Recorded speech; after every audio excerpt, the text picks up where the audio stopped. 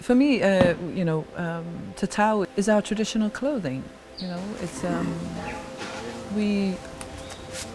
This is something. It's when you're initiated as a woman and as a man, that you are part of Samoan society, because there's different ranks in Samoan society as well.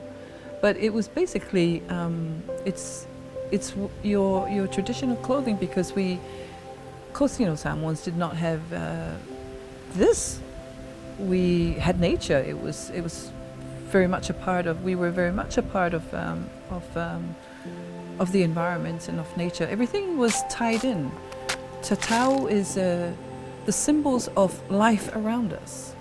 It is the motifs, the different motifs are found through the ocean. They're found through the trees, through the animals, the birds, and the fish in the ocean.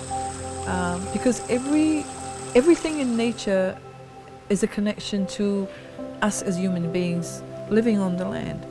Because the Tatau also is like it's an initiation of somebody into Samoan society, but it's also a full acceptance that you are of Samoa, you are of the land, and you are of this whole space that we call Samoa. Because Samoa is, it's sacred. It's a sacred earth. That's what it means. Sacred earth.